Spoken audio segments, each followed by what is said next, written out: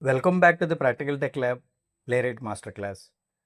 Today we will complete our complete website automation journey by learning professional Playwright features used in real-world automation frameworks.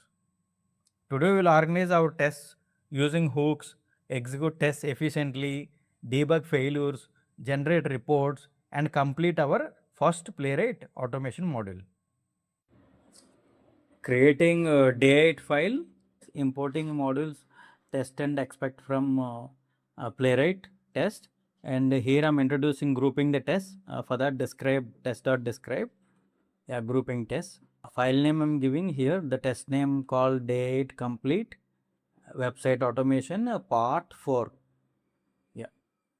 Here I'm introducing a constant, that is base URL. I'm assigning the website to one variable here. Yes. Now I'm introducing hooks concept within this grouping test. One is before each. Before each means